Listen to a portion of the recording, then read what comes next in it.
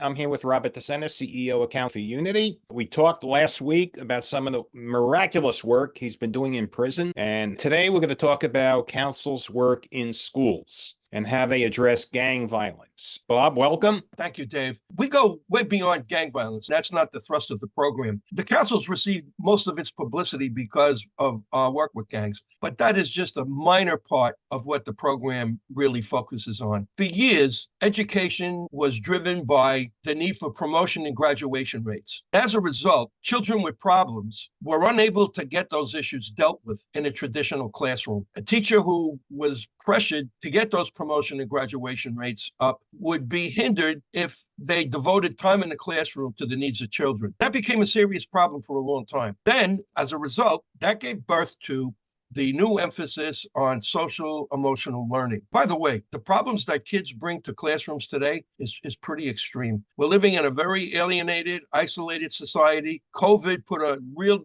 dent in psychological well-being of children. Their obsession with their iPads and their smartphones has compromised their ability to use language effectively because they cannibalize the language when they text. We're looking at a host of issues that really have to be addressed. Council for Unity makes that happen. We established social emotional learning before educators even coined that phrase. When we started, we realized that if we couldn't meet the deepest needs of kids, our program would not be successful. We came up with a 4-point strategy. It's called the 4 pillars of Council for Unity: family, unity, self-esteem, and empowerment. Those 4 pillars represent the need for children to have a family. If they did not get or do not have the family that they need, the Council for Unity gives them the opportunity to form a family that will be a support system for them. Unity addresses their need for safety and their need to be free from all forms of discrimination. You bring everybody together, there's nobody left to fight. You bring everybody together, there's nobody left to make fun of. The 3rd pillar of Council for Unity is self-esteem. And another critical issue. Many kids come to school with issues around self-worth, some having issues with self-hate, and not much is done to really reverse that in traditional classrooms because the emphasis is on academics, not on the social, psychological needs of children. Council for Unity's focus on self-esteem basically builds on the natural talents and abilities of our participants, offers them opportunities to change, to take risks that will help them discover their inner powers, and to give them opportunities to lead. So as those things unfold, a child in Council for Unity is growing more and more secure, more and more confident as their participation extends through the program. The final piece is empowerment. Instead of having children depend on our advisors, on me, the program is designed to ultimately have children play a major role, not only in what they learn, but how they learn. We basically cultivate our kids to teach the lessons, which has a profound effect on self-esteem because it sends a message that we're confident in you, that you're capable of navigating our curriculum and teaching it. Those 4 pillars have been responsible for a meteoric rise of Council for Unity from 6 gang leaders in 1975 to a movement now that extends all through the 5 boroughs, all the way through to Long Island and beyond. That, in a nutshell, is the paradigm for Council. Everyone knows Council for Unity is famous for crushing violence. Can you tell me some of the success stories you have with your program? To be honest with you, Dave, it's not just about quashing violence. That is a challenge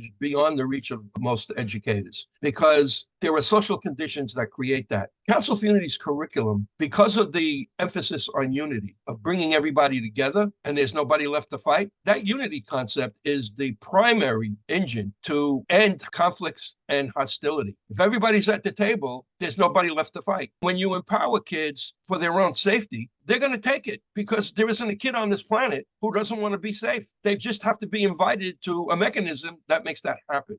The second aspect of that, which can also lead to violence, is discrimination, racism, hatred of immigrants. The unity concept also mirrors a second precept, and that is, if you bring everybody together, there's nobody left to make fun of. I would say that those 2 precepts are the primary driver of Council for Unity's success. Anyone who's interested, on the Council for Unity website, there are videos showing our success in correctional facilities, which are miraculous, and videos showing our success in schools. The video, Young People Building Bridges, highlights the incredible transformation of young people who participate in this program. I can use my staff as some examples in transforming lives. I think you've interviewed Rick that was involved some underworld dark benches when he was in school. I met him through a riot at Erasmus Hall High School with his partner. They got involved in Council for Unity, and here's the miracle. They gave up their illicit activities to join Council for Unity. When asked, what made you give up all that money to get involved in a program where you're working at times for $15 an hour? Their response was, the Council for Unity made us decide that we wanted to live. Having that street corner, which brings in tons of money, comes with a target on your back. Yes. And a death sentence. In opting for life, Rick now is doing extremely well. He's a site coordinator. All of his past and all the things he's been through have made him a credible messenger where he's saving lives. Kyle Harmon is another example. Kyle was a member of the Crips. He joined the Crips when one of his friends was killed in a drive-by by the Bloods. He encountered Council for Unity in Columbus High School, and seeing the impact that the program had on other gang-affiliated participants was an eye-opener for him. Rick became an extraordinary role model and an extraordinary credible messenger, changing lives. They've extended out to the world the benefits that they received, and they're lowering the nets and getting a lot of kids in conflict out of the pit. Those would be two primary examples of Council for Unity's success with former gang members who were leading lives in crisis. Do you have any other stories to add? There's thousands of stories in Council for Unity. I could be on this clip for another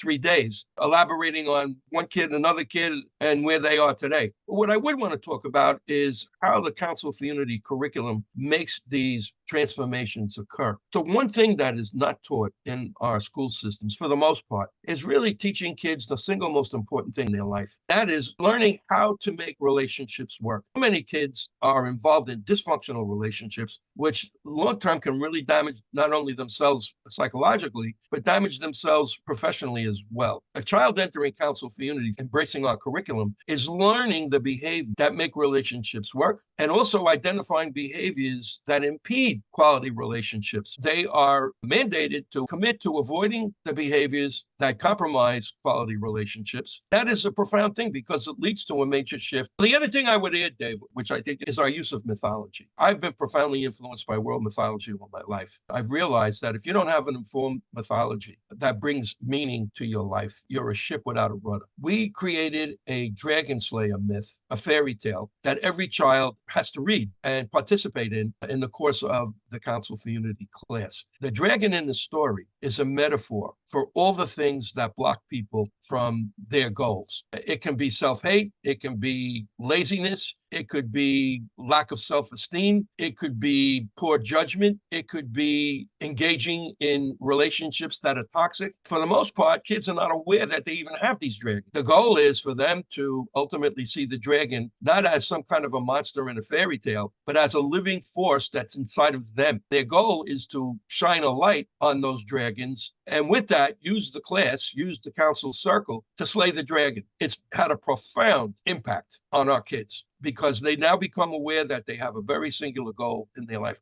Who is going to drive their bus? Is it going to be the dragon, or is it going to be the potential hero or heroine inside of them? That has had a profound effect on change. Is there anything you'd like to add? I would add that the Council for Unity was growing. We're being solicited by high schools, middle schools, and I think that is a tribute to the successes that we've had over the years. Principals, superintendents realize this Council for Unity program can really help us in dealing with the needs of children in ways that we don't have available to us. The other thing is that for the last 5 years, the Council for Unity high school graduation rate has barely slipped under 100%. You're talking about kids who normally might not graduate at a 50 or 60% rate. Through their participation in Council for Unity, just about every one of our kids graduates high school, and most of them go on to college. Dave, the other big thing is I hope you have some educators in your network, because this could be a monster marketing tool for us. I have 24,000 followers, mostly C-suite people. That's okay. Everybody knows somebody. All it takes is one. All right, buddy. So get in touch with me next week. We'll make it happen again. Okay. Thanks a lot. All right, Dave. Have a good one. Happy holidays. Happy holidays.